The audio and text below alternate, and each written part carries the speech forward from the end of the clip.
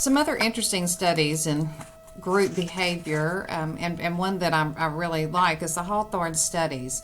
And we'll watch a video on that, and that will be after this series of lectures talking about the Hawthorne studies. And it was a series of studies at Western Electric Company's Hawthorne Works in Chicago. And what the Hawthorne studies did is they took a group of women and they separated them and put them into a group. And the study started out as an illumination. So they were studying lighting and wanting to see how that affected productivity.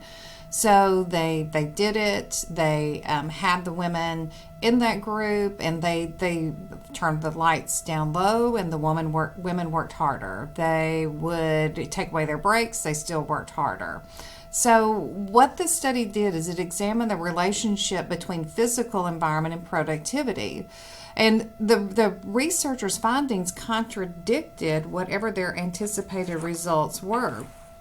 So what happened with this is they concluded that a worker's behavior and sentiments were closely related. Because these women were pulled apart and made special and put in a group, they really thought that they were the chosen ones and that they were proud to be in this group. And so any of the limitations that they put on them, they just simply worked harder.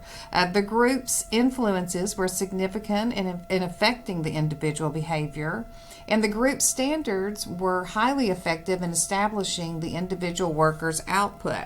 So they just kept working harder and harder.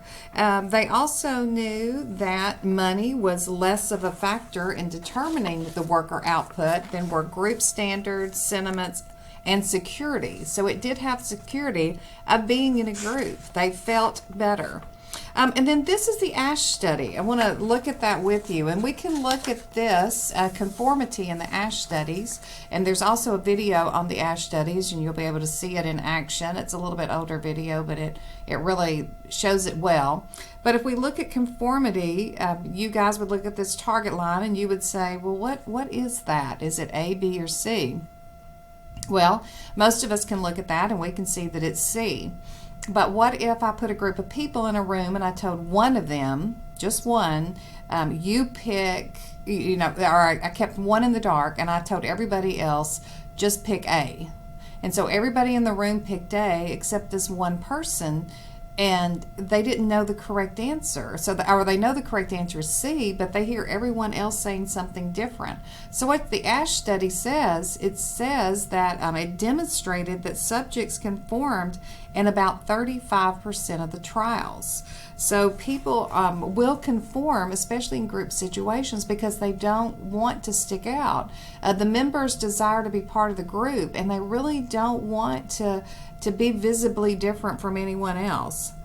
Members with differing opinions feel extensive pressure to align with others, and therefore that makes them uncomfortable.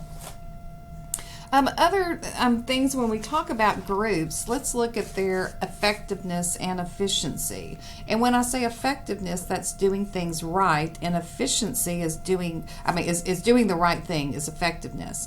And efficiency is doing things right. So if we look at effectiveness with groups, the accuracy of a group, we know the group is better than average individual, but worse than the most accurate group member. So if we know we put you in a group and a group has to make a decision, we know that there will probably be one person in there that might make the best decision, but when you average them all out, you're better off with a group decision. The accuracy, it's better than the average individual.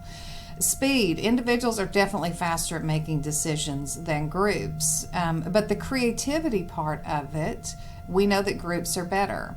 And then degree of acceptance. We know that groups are better with acceptance, that people will accept the decision better if it comes out of a group.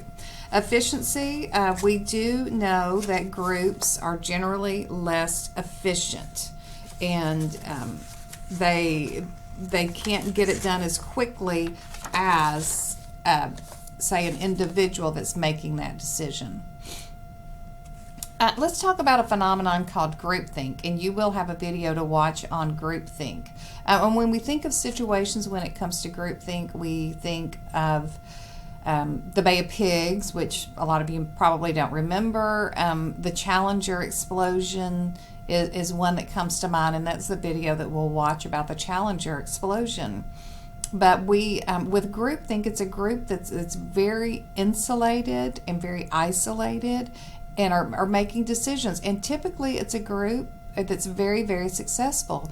They make good decisions. And so with that, a lot of times comes the arrogance of that, and then just the false assumption that because they've historically been a good group, that they think they'll always be a good group. So what happens in groupthink is group members rationalize any resistance to their assumptions. So you're either with them or you're against them, and they feel like they know everything. They've been the super group. They'll always be the super group, and they can't believe anybody would doubt anything decision that they make. We know that members pressure any doubters to support the alternative favored by the majority. So people a lot of times will not have voices in the group, or anybody that doubts it. It's, oh my gosh, how could you be against us? And doubters a lot of times will keep silent about their misgivings and minimize their importance. They'll think, well, how am I the only one that's thinking this? Shouldn't everybody be seeing it? You guys, if you were young, you remember the story, The Emperor Has No Clothes. Nobody would tell the emperor that he didn't have his clothes on because they were too scared to do that. And then the group interprets members' silence as a yes vote for the majority. Now, groupthink most often happens or occurs when a clear group identity exists. So it's a group that's been together for a long time. They've been very successful. They operate well together. They enjoy being together. The members hold a positive image of their group that they want to protect. Oh my goodness, they're invincible. They've been the super group. Everyone's always leaned on them. Everyone has always gone to them for their opinion. And so they want to make sure their positive image stays that way. And the group perceives a collective threat to this positive image. So they're isolated, they're insulated, and they don't want anyone else coming in and attacking them. So how do we minimize groupthink? Because we have to be careful, and that's why it's important to keep the groups changed and moving and not the same people together all the time, and limit that group size to 10 or less, to where you keep it smaller, and teams can be more efficient and more effective when they're smaller, when they're 10 or less. Encourage the group leaders to actively seek input from all members and avoid expressing their own opinions, especially in the early stages of deliberation. I know that after the Bay of Pigs, and that was just a fiasco for John F. Kennedy, what he did is that he actually stepped out as the leader from the group and let them come up with decisions, and then and held his opinion until closer to time, and then he would walk into it. And then after that, the Cuban Missile Crisis was handled much differently than the Bay of Pigs. And then appoint a devil's advocate.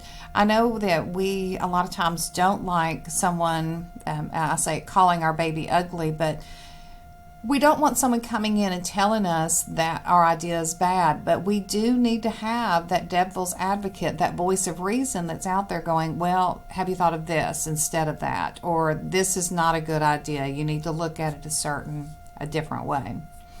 That's it for our lecture on groupthink and also the Hawthorne and Asch studies, but you've got some videos to watch, and the video on the Challenger explosion is an hour long, so it will take you a while to watch it, but it's an excellent video, and it will lead into your discussion question for the week and your discussion forum, so make sure you watch it. You'll be surprised at everything that went on and the decisions that were made, the bad decisions that were made that went into that. And you can see groupthink clearly at work through that. There also is a handout on groupthink that will give the 5 or the 8 areas of groupthink. So be sure and look over that and know and understand those concepts. This wraps it up for the lectures for week, our module. And I look forward to being back with you guys next week.